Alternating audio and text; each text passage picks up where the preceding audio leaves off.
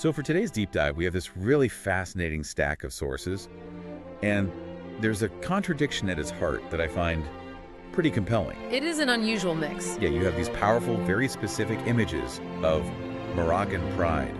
You know, the desert flag, this intense phrase, Moroccan blood runs through my veins. Right, very nationalistic. But then it's paired with these huge universal ideas. One world, quotes from Carl Jung. It's a lot. Exactly. And the document pulling it all together is titled Morocco, Pioneer of a World Tourism Revolution.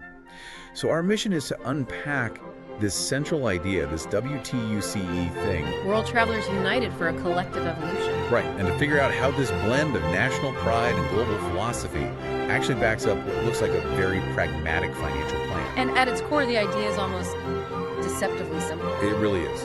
A traveler, one night, €1 for the future. It sounds great, but I'm immediately skeptical.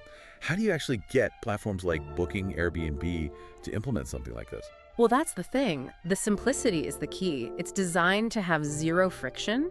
It's just automatically integrated into the booking process. You don't even have to think about it. You don't. It's a micro contribution, literally the cost of a coffee.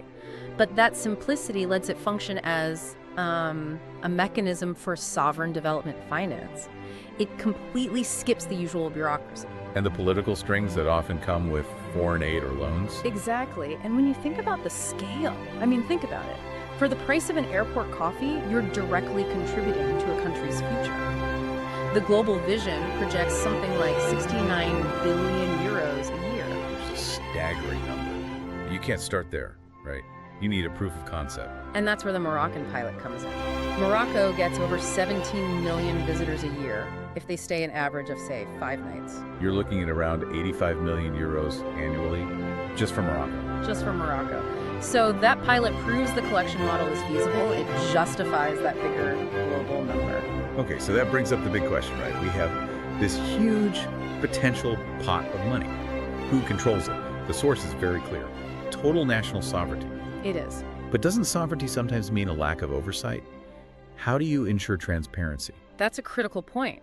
The plan is for the funds to stay in Morocco, managed by a new National Fund of Tourist Solidarity, the FNST. The FNST. And its governance structure is key.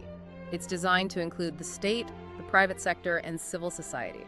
So the accountability is built in at a national level. This isn't a World Bank loan. It reports to Rabat, not to Washington. And are they specific about where that money goes? Is there an allocation plan? They are, and it's very strategic. The single biggest piece of the pie, 30%, is for education and youth training. A long-term investment in people. I like that. A huge one. Then you have 25% for sustainable energy and infrastructure, and 20% for preserving natural and cultural heritage. So that closes the loop. The tourists contribute directly to protecting the very culture and environment they came to see.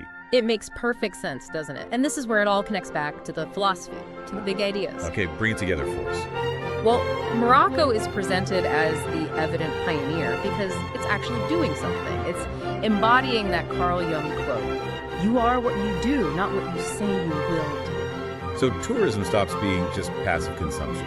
Exactly. It becomes a tangible, measurable action, a collective contribution. That's the collective evolution they talk about. It's about repairing what George Orwell called the omission of social and environmental costs. You're building that cost right into the transaction. Precisely. And by committing 30% to youth and 20% to heritage, Morocco is proving its intentions through action, not just words. So if an act as common as booking a hotel night can become this powerful lever for national development, it makes you wonder, what other routine economic choice you make every day could be reinvented just by looking at it from a different angle with the goal of, a collective evolution? Something to think about. Definitely something to think about next time you hit confirm booking.